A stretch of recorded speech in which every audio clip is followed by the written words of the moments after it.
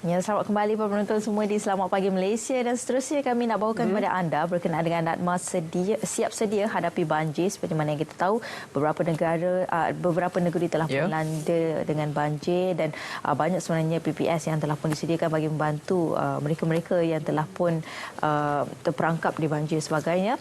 Jadi bersama dengan kita yang akan memperincikan dengan lebih lanjut berkenaan dengan perkara ini, saya kenalkan iaitu Tuan Muhammad Fauzi Ismail, merupakan Ketua Penolong Pengarah Seksyen Pembangunan Komuniti dan Sosial Agensi Pengurusan Bencana Negara. Assalamualaikum Tuan. Waalaikumsalam warahmatullahi wabarakatuh. Alhamdulillah, hari ini kita sekali lagi bersiaran untuk kita bercakap mengenai macam mana peranan Natma untuk menghadapi banjir. Sehingga hari ini apakah status quo apabila beberapa negeri telah pun dilanda banjir, di mana Natma dan juga di manakah peranan Natma pada ketika ini? Baik, terima kasih pengacara saudara Rizwan dan juga Sofia, dan juga penonton Selamat Pagi Malaysia. Pada pagi ini terlebih dahululah bagi pihak Agensi Pengurusan Bencana Negara, kami merakamkan penghargaan dan terima kasihlah kepada pihak Selamat Pagi Malaysia atas jemputanlah untuk kita berkongsilah sedikit sebanyak tentang situasi semasa keadaan banjir yang berlaku di seluruh negara, dan juga persediaan-persediaan yang telah dilakukan oleh pihak Natma lah. Jadi seperti mana yang kita semua sedia maklum, monsun timur laut ini telah bermula lah kalau diikutkan dikeluarkan oleh Jabatan Meteorologi Malaysia. Dan memang setiap tahun memang yearly event bulan 11 hingga bulan Mac adalah monsun timur laut, ataupun sinonimnya dengan musim banjir lah. Dan kita lihat sekarang ini pun terdapat kejadian banjir yang telah berlaku lah, direkodkan melalui Jabatan Kebajikan Masyarakat, yang mana agensi yang bertanggungjawab untuk menguruskan pusat-pusat pemindahan ini. Sekarang ini dah 7 buah negeri lah yang terjejas akibat bencana banjir ini, yang merekodkan lebih daripada 3,000 mangsa lah yang berlindung di hampir 300, tak silap saya lah, 300 buah pusat pemindahan di seluruh negara. Jadi setakat ini keadaan adalah terkawal. Seperti mana yang diramalkan oleh Jabatan Meteorologi, akan berlaku 4 hingga 6 episod hujan lebat lah. Jadi ini adalah episod yang pertama yang kita anticipate lah, yang kita jangkakan seperti yang diramalkan. Dan Alhamdulillah setakat ini keadaan masih lagi terkawal, di mana semua agensi yang telah ditugaskan di setiap negeri dan daerah telah pun turun ke kawasan untuk menyelamatkan mangsa-mangsa yang terjejas banjir, dan Jabatan Kebajikan Masyarakat sedang menguruskan mangsa-mangsa yang sedang mendapat perlindungan di pusat pemindahan lah. Jadi setakat itu dululah keadaan situasi semasa keadaan banjir di Malaysia sekarang ini. Dan kalau boleh kita kaitkan pada tahun lepas, Tuan, situasi banjir yang tak dijangka berlaku di negara kita. Maksudnya memang kita jangka banjir berlaku, tapi keadaannya seteruk itu. Dan mungkin persediaan daripada Natma sendiri bagi menangani banjir pada tahun ini pastinya ada SOP-SOP atau garis panduan yang telah pun dijalankan oleh MKN bagi memastikan tahun ini dapat dibendung dengan lebih baik lagi. Baik, kejadian bencana ni sebenarnya tuan-tuan dan puan adalah satu benda yang dinamik. Betul. Apa keadaan bencana yang berlaku, contohnya banjir lah, apa yang berlaku pada tahun lepas tidak semestinya sama apa yang berlaku pada tahun ini. Dan seperti tahun-tahun yang sebelum inilah, Natma kita memang bila kita nak masuk approaching to musim banjir ini, memang kita ada persediaan-persediaan yang telah dibuat lah, persediaan rapi yang kita buat. Belajar daripada kejadian tempoh hari lah. Sebenarnya kita menjangkakan hujan ataupun kejadian banjir ini lebih bertumpu di kawasan pantai timur. Namun disebabkan dinamiknya bencana itu tadi, disebabkan mungkin perubahan cuaca, perubahan iklim di peringkat bukan saja di Malaysia tapi secara global di seluruh dunia. Jadi kita lihat kejadian banjir itu berlaku di selain daripada pantai timur itu, dan melanda negeri Selangor lah, satu kawasan ataupun negeri yang mempunyai penduduk yang sangat padat, urbanization, pembangunan yang rancak di situ kan. Jadi belajar daripada tahun lalu, sebenarnya apa selain daripada persediaan agensi kerajaan untuk kita susun kita punya aset seperti Jabatan Bomba dan Penyelamat Malaysia, Angkatan Pertahanan Awam, Polis, Angkatan Tentera dan sebagainya ini, selain daripada persediaan aset itu, apa yang kita tambah baik pada tahun ini adalah dari segi amaran awal lah. Early warning system kita, yang mana saya difahamkan agensi yang bertanggungjawab adalah Jabatan Meteorologi Malaysia, yang mana telah mengeluarkan amaran awal tentang di manakah bilakah kejadian hujan lebat ni akan berlaku.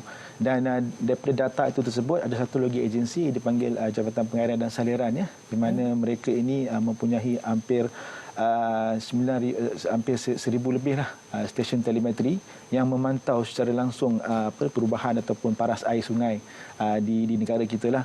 Dan mereka juga ada siren hampir ada 526 siren di seluruh negara yang mana diletakkan di kawasan-kawasan yang hotspot banjir inilah untuk memberikan amaran kepada penduduk yang duduk di sekitar sungai itu. Apabila air itu naik ke paras bahaya, mereka ini boleh dinasihatkan untuk berpindah ke pusat pemindahan sementara lah. Selain daripada itu, pada tahun ini juga JPS ada pusat ramalan awal bencana banjir negara Praban. Yang mana kalau tuan-tuan dan perempuan mungkin boleh follow Facebook, social media Jabatan Pengadaan Saliran ini, info banjir ini, dia ada menunjukkan di manakah kawasan-kawasan yang dijangkakan banjir. Jadi penduduk dinasihatkan apabila dapat amaran, dapat informasi tersebut, mungkin boleh bersiap sedialah untuk berpindah ke pusat-pusat pemindahan. Baik. Jadi apakah pelan perancangan susulan daripada jangkaan taburan hujan yang semakin meningkat? Mungkin tadi sudah pun diceritakan intervensi-intervensi yang akan dijalankan, tetapi selepas daripada itu apa yang akan lagi dijalankan? Selain daripada sistem amaran awal ini, kita juga telah membuat beberapa persediaan awal lah, seperti melaksanakan latih amal dan juga bengkel kepada agensi kerajaan melalui Pusat Kawalan Operasi Bencana di negeri dan juga di daerah, yang mana kita cuba refresh baliklah bersama-sama agensi kerajaan yang ada di lapangan ini, apakah bagaimanakah nak membuat koordinasi persediaan mengenal pasti di manakah kawasan-kawasan yang hotspot ini, dan sekiranya berlaku kejadian yang luar biasa, bagaimanakah mereka ini nak bekerjasama di antara satu sama lain untuk membantulah masa-masa terjejas banjir. Kita buat latih amal ini di seluruh negara, di zon utara, zon selatan, zon tengah, Sabah dan juga Sarawak lah. Selain daripada itu juga, NADMA juga dengan kerjasama agensi ataupun kementerian lain, sebagai contoh Kementerian Pembangunan Luar Bandar, yang mana kita mensasarkan pemimpin masyarakat, ketua kampung JPKK, yang mana kita latih masyarakat ini melalui program yang kita panggil Community Based Disaster Risk Management, ataupun program pengurangan risiko bencana berasaskan komuniti, yang mana kita latih mereka ini untuk kenal pasti apakah bahaya yang ada di kawasan mereka, bagaimanakah mereka merancang sekiranya berlaku di manakah pusat pemindahan terdekat, laluan-laluan selamat, dan mengenal pasti golongan-golongan rentan dalam komuniti masing-masing, sebagai contoh mereka yang sakit ataupun warga emas, kanak-kanak, ibu mengandung dan sebagainya. Dan apabila berlaku sahaja, mereka sudah ada plan, emergency response plan di peringkat komuniti ini, dan mereka boleh gerakkan jawatankuasa jawatankuasa yang ada dalam JPKK tadi itu untuk respon awal sebelum agensi kerajaan datang membantu mereka lah. So basically selain daripada agensi kerajaan, komuniti, pemimpin masyarakat pun kita libat samakan. Dan saya tak lupa juga nak mention di sini adalah kita juga engage ataupun terlibat dengan juga badan-badan sukarela dan juga badan kerajaan lah, yang mana kita memang dah ada kerjasama yang baik di antara NADMA dan juga beberapa, kita ada hampir 147 NGO sebenarnya, tapi yang aktif ada dalam 40 dan 50 lah. Kita buat program-program kesedaran, kita melatih dan juga kita menambah baik koordinasi antara kerajaan dan juga badan-badan sukarela ini. Maksudnya di sini NADMA juga berada bahu bersama dengan NGO untuk memastikan kelancaran, terutamanya menyelamatkan nyawa lah daripada banjir ini. Dan saya rasa saya tertarik dengan tadi yang Tuan kongsikan tadi berkenaan dengan ketua kampung, semuanya main peranan di situ. Maksudnya dia dapat membantu untuk mengawal keadaan lah sebelum ia menjadi lebih teruk. Mungkin ada yang terperangkap sebelum ia berlaku, kita dapat membantu keluarkan penduduk di situ lah. Dan mungkin apa lagi antara perancangan lain lah untuk kita memastikan kelancaran, terutamanya ketika musim banjir ini. Sekarang ni kita semua perlu bersedia. Di mana-mana saja kemungkinan akan berlakunya banjir. Tuan. Dia sebenarnya antara aspek yang penting dalam pengurusan bencana ini sebenarnya adalah sebelum bencana. Betul. Apabila bencana itu sudah berlaku, sekiranya kita tidak bersedia, kita dah boleh kata terlewatlah sebenarnya. Betul. Sebenarnya antara fokus utama kami adalah untuk kita sediakan masyarakat lah. Untuk menjadi masyarakat yang berdaya tahan ataupun resilient. Sebenarnya ini adalah salah satu kita punya matlamat lah untuk kita jadikan rakyat Malaysia ni warga yang resilient. Dan mungkin dari segi bencana itu sendiri, Malaysia ni macam kita tahu sinonim dengan banjir lah. Betul. Jadi sebenarnya sedikit lebih mudah lah sebenarnya sebab kita dah boleh jangka apakah jenis bencana dan bila ia berlaku. Jadi sebenarnya fokus utama sebenarnya yang NADMA cuba terapkan di sini adalah menjadikan komuniti lah. Selain daripada melaksanakan program-program komuniti ini, juga kita pun mensasarkan kepada golongan sekolah lah dan juga pelajar IPT sebenarnya. Kita buat program-program bersama dengan Kementerian Pengajian Tinggi melalui NGO ni, dan selain itu juga saya rasa kita juga harus leverage teknologi lah, kan. Seperti mana kita semua ada smartphone. Betul. Dan saya nak galakkan kat sini lah, saya menyeru supaya rakyat Malaysia kalau ada smartphone tu mungkin boleh download aplikasi-aplikasi yang mempunyai informasi ini. Sebagai contoh My Cuaca daripada Jabatan Meteorologi Malaysia, yang mana dia akan memberikan notifikasi bilakah jika ada amaran-amaran hujan lebat ataupun amaran banjir inilah. Selain itu juga boleh juga download aplikasi info bencana JKM, Jabatan Kebajikan Masyarakat, yang mana ada maklumat terkini berapa ramai mangsa, di manakah pusat-pusat pemindahan, dan yang paling menarik features yang ada dalam tu adalah tuan-tuan dan puan-puan, kita boleh cek di manakah pusat pemindahan yang terdekat dengan kita.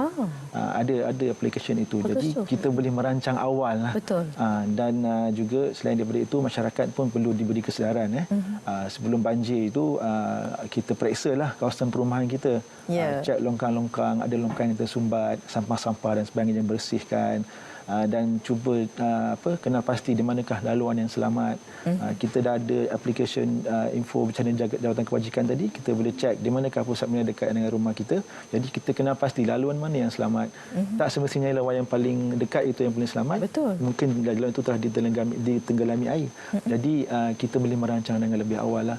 So selain daripada penumpuan kepada agensi kerajaan untuk fasa tindak balas, respons, kami juga cuba menekankan tentang aspek kesiapsiagaan inilah.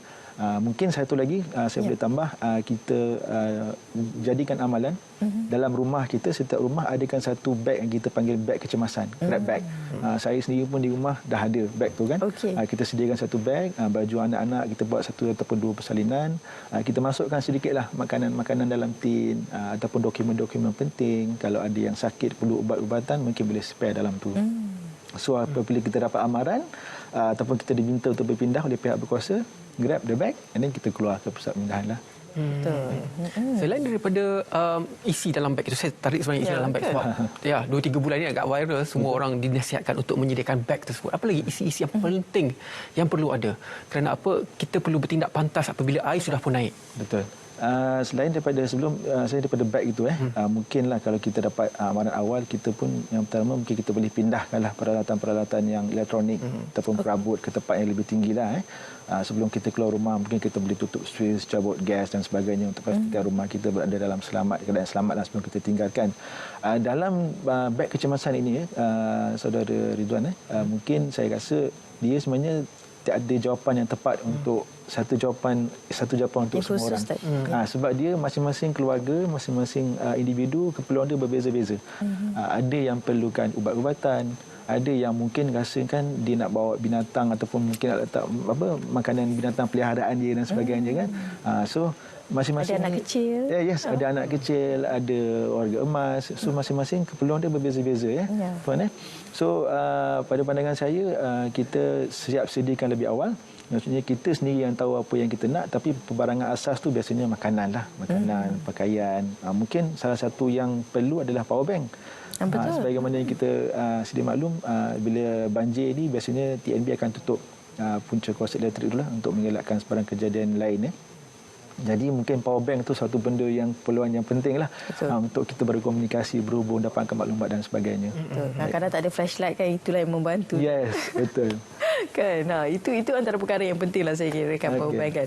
Dan mungkin ada juga sedikit nasihat kepada mereka luar sana yang terutamanya berada di kawasan yang berisiko tinggi untuk berlakunya banjir.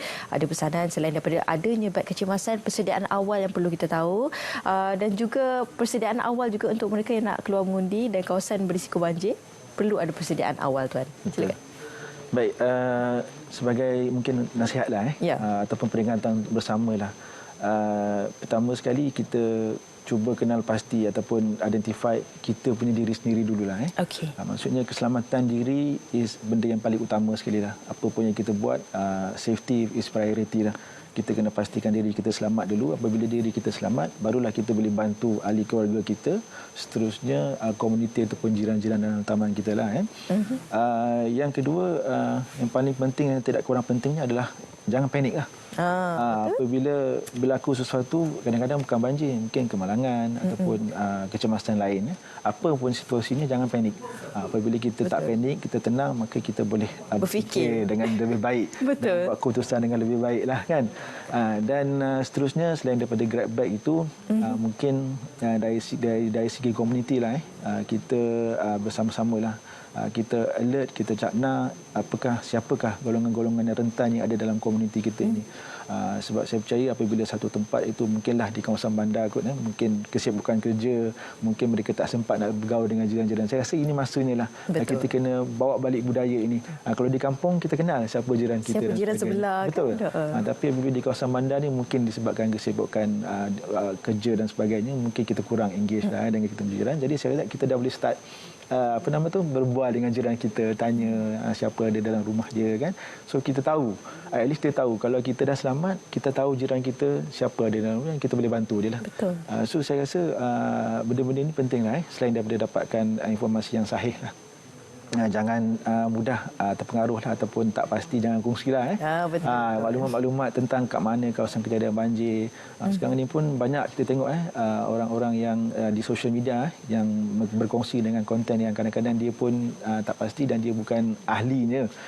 So mungkin kita boleh merujuk kepada sumber yang sahih lah. Jabatan Meteorologi Malaysia, Jabatan Pengeluaran dan Saliran. Mereka ini adalah yang dipertanggungjawabkan lah untuk memberi amaran dan juga informasi. Okey. Terima kasih banyak-banyak kepada Tuan Muhammad Fauzi Ismail, Ketua Penolong Pengarah Seksyen Pembangunan Komuniti dan Sosial Agensi Pengurusan Bencana Negara, memberikan buah fikir berkenaan dengan NADMA siap sedia hadapi banjir. Terima kasih banyak-banyak Tuan. Terima kasih banyak Tuan. Dan sekarang kita